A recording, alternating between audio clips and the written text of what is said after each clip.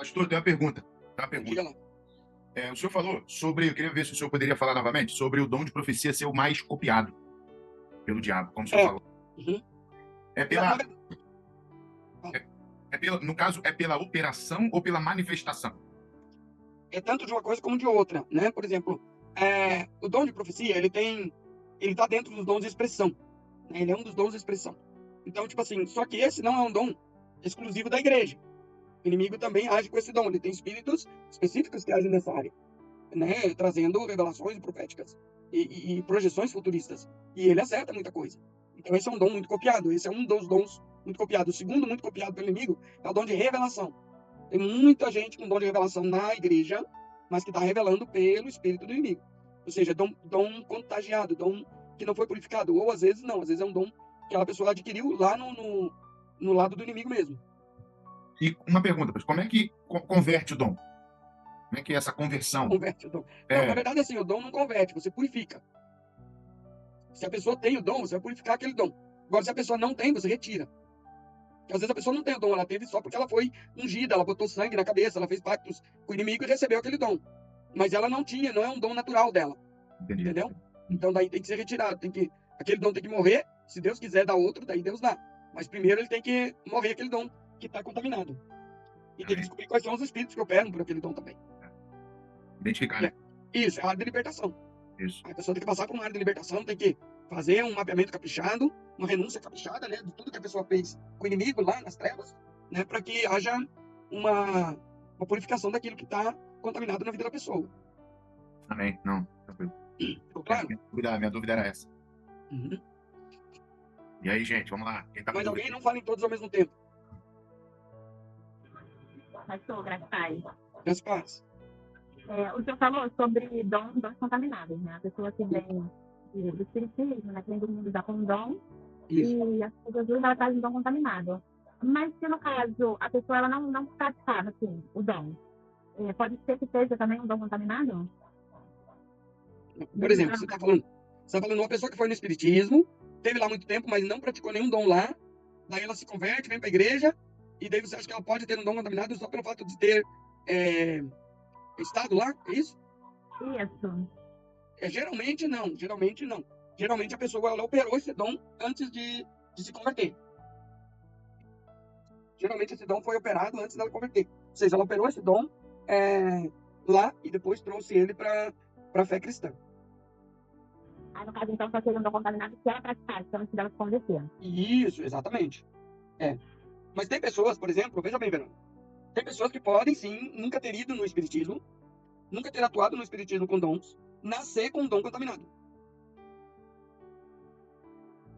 Tá bom?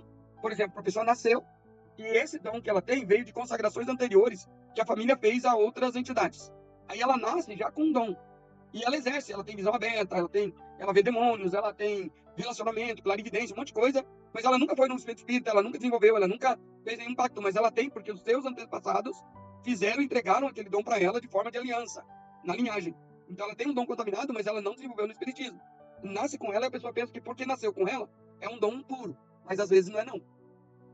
Aí no caso seria uma coisa geracional, não é de geração em geração? Isso, exatamente. Um dom geracional que vem contaminado dos outros antepassados.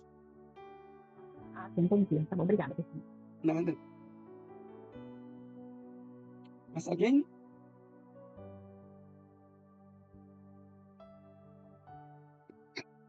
Gente, eu não quero entrar hoje nos dons, porque depois nós vamos ter que destrinchar bastante os dons. A gente vai precisar falar mais sobre cada uma das áreas e dos dons e como eles operam.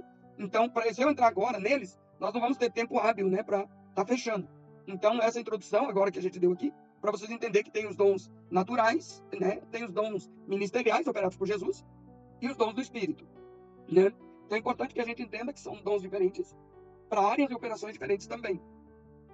Mas todos esses dons, eles estão dentro da igreja. Todos esses dons estão operando dentro da igreja, estão ali. E muitas vezes eles não são trabalhados, mas estão dentro da igreja, de alguma maneira, tá bom? Mas, pastor, Paz, pastor. então, assim, ó, todos os crentes têm que buscar os dons, porque a gente sempre tem assim, né, conversa, principalmente com os crentes mais antigos, aí fala assim, não, meu dom é estar no banco, sentado, eu fui lá para ficar no banco, entendeu? Esse é o crente cansado, né? Como é que faz, né? Porque assim, aí, mais ou menos, né?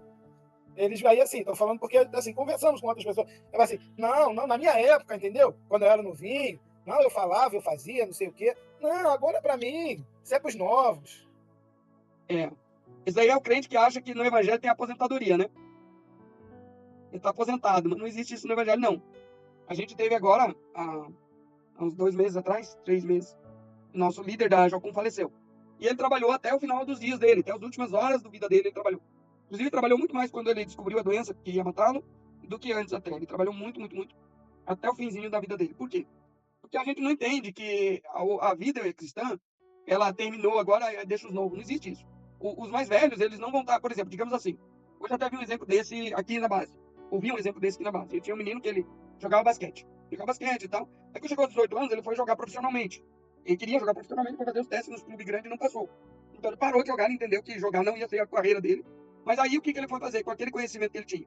Ele começou a trabalhar numa escola e trabalhar como instrutor de basquete nas escolas, ensinando e gerindo aquela nova geração para a área do basquete. Ou seja, você não vai estar na linha de frente muitas vezes, mas você tem que estar gerindo aquilo ali para a nova geração.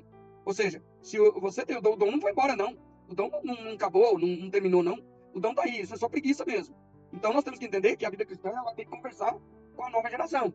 Ela tem que conversar com a outra geração, ela tem que estar em contato com a outra geração, ela tem que estar em contato com aquilo que Deus quer fazer. Não acabou aí a vida cristã. Entende? Quem fala isso é uma pessoa que está numa posição de ferida. Ela está ferida ou com o evangelho, ou com a igreja, ou com alguém, e ela então resolveu encostar os betes porque ela foi ferida pelo dom, talvez, né? Pela má interpretação dos dons. Uma vez, por exemplo, às vezes uma pessoa critica alguém que foi usado com dom, né? Então aí a pessoa entra nessa de, não, agora é para os outros, é para os mais novos. Nada disso. Tá falando da sua ferida, né? Entende? Então, tipo assim, não é Deus aí nesse caso, não. Isso é só uma desculpa esfarrapada, né? Esse é um crente que está se encostando, né? Ok, a Marcele. Tem uma pergunta no chat. A Marcele perguntou, né? A respeito de crianças terem dons do Espírito. Sim, gente, o dom do Espírito não é pra gente adulta, não. É para todo humano. Não tem isso. Pelo contrário, eles são mais sensíveis ao Espírito Santo de Deus do que nós. Deixa eles falar em língua, deixa eles ter experiência com Deus. O meu filho teve experiência de batismo com o Espírito Santo com 8 anos. 7, 8 anos. Foi algo lindo que aconteceu na vida dele. Deixa as crianças terem experiência com o Espírito Santo. Não bloqueie as crianças. Jesus disse assim, não impeça as crianças de vir a mim. Quando você está dizendo que as crianças não têm experiência com o Espírito Santo ou não deixa elas participar de uma vigília, de um tempo de oração. Gente, quando os moravianos começaram a orar, quem começou a oração 24/7 nos moravianos foram as crianças. Eles começaram a fazer oração 24/7, daí os adultos chegaram a eles. Não foram os adultos que começaram a orar 24/7, não. Foram as crianças. Deus moveu no meio delas para elas orarem. Então, gente, não se engane, deixe os pequeninos virem a Jesus. E não os impeçam, pelo contrário, os incentivem. Orem por eles, mete a mão na cabeça deles, unge eles e deixa Deus usar as crianças, porque elas são bênção na terra. Então, ok, gente? Então, tipo assim, os dons de Deus, eles são dados para edificação do corpo de Cristo. Eles são dados para fazer a obra de Deus que Deus quer fazer aqui na nossa vida através de nós. Não é por nós, Deus nos usa apesar de nós. Apesar de nós, Deus nos usa. E apesar de nós, Deus nos usa para a glória dele, né? Para que o nome dele, a glória dele apareça. Então, é aquilo que eu falei no começo. Nós temos que deixar de ser usados por Deus para que a glória de Deus apareça. Para que Deus possa crescer e comunicar conosco tudo aquilo que ele quer fazer em nós e através de nós. Então, quando você, pastor, como é que eu vou descobrir meu dom? Nós vamos falar sobre isso também mais na frente. Eu não sei qual dom eu tenho, então qual dom você está pedindo? Né? Pede para Deus um dom, Deus vai te dar um dom. A Bíblia diz assim que é para nós pedirmos em oração. Então, peça para o Senhor o dom que você quer. Você tem essa liberdade com Deus de pedir o dom e Deus vai agir na sua vida através do dom que ele quiser compartilhar com vocês. Eu vou falar também que alguns dons eles são mais comuns em alguns ministérios e no dom ministerial. Então, você vai entender que, dependendo do ministério que você tenha, o dom que vai agir na sua vida é um dom diferente do outro. Né? Cada ministério exige um tipo de dom, né?